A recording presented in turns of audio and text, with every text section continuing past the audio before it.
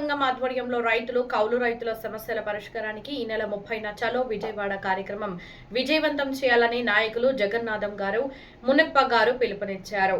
ఆంధ్రప్రదేశ్లోని రైతుల సమస్యలని పరిష్కారం చేయాలని డిమాండ్ చేస్తూ ఈ నెల 30వ తేదీన విజయవాడలో ధర్నా చౌక్ దగ్గర వేలాది మందితో రైతులు సమీకరించి ధర్నా నిర్వహిస్తారు. ఈ కమ్యూనిస్టు పార్టీ కూడా సంఘీభావం మద్దతు తెలియజేసింది. ప్రధానమైన డిమాండ్లలో ఏమంటే పక్క తెలంగాణ రాష్ట్రంలో రేవంత్ రెడ్డి ప్రభుత్వం ప్రతి రైతుకు 2 లక్షల రూపాయల వరకు రుణాలు మాఫీ చేశారు. ఇక్కడ మన రాష్ట్రం ఎందుకు చేయకూడదు? రైతులు తప్పులు కూరుకొని పోయారు, ఇబ్బందులు ఉన్నారు, కష్టాల్లో ఉన్నారు.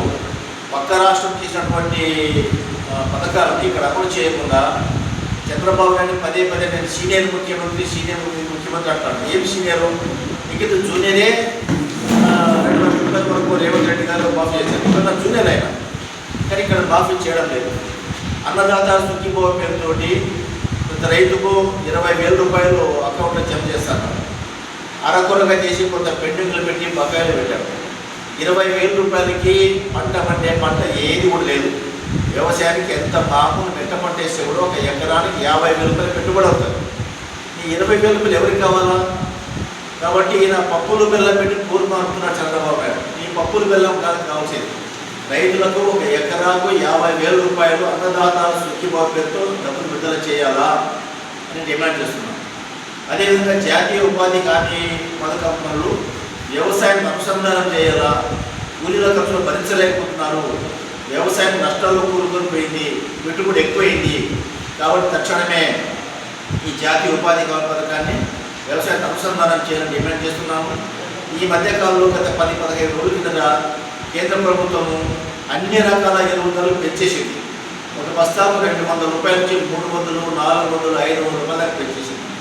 50 కిలోల బస్తా 2,000 తక్కువ ఏ బస్తా కూడా లేదు. డిఏపి, కాంప్లెక్స్ ఎరువులు, సూపర్ ఎరువులు ఇవన్నీ కూడా 20, 14 కాబట్టి పెంచిన ఎరువులు ధర తగ్గించాలని డిమాండ్ చేస్తున్నాము. అంతేకాకుండా స్కేల్ ఆఫ్ ఫైనాన్స్ని పెంచాలి. వ్యవసాయం పెరిగిన పెట్టుబడులకు అనుగుణంగా బ్యాంకులు స్కేల్ ఆఫ్ ఫైనాన్స్ పెంచి పంట రుణాలు ఇవ్వాలా అని డిమాండ్ చేస్తున్నాము. ఉచిత పంటల బీమా పథకాన్ని అమలు చేయాలని డిమాండ్ చేస్తున్నాము. అదేవిధంగా రైతులతో పండించిన పంటలకు అన్నింటి కూడా వ్యవసాయానికి గిట్టుబాటైన ధరలు ఇవ్వాలని డిమాండ్ చేస్తున్నాము. ఈ విధంగా రైతులు పూర్తిగా నష్టపోతున్నారు, అప్పుల్లో కూరుకొని పోయారు. తక్షణమే ఈ రైతాంగ సమస్యని పరిష్కారం చేయాలని వేలాది మందితో ఈ నెల 30వ తేదీన విజయవాడలో భారీ ధర్నా నిర్వహిస్తున్నాము.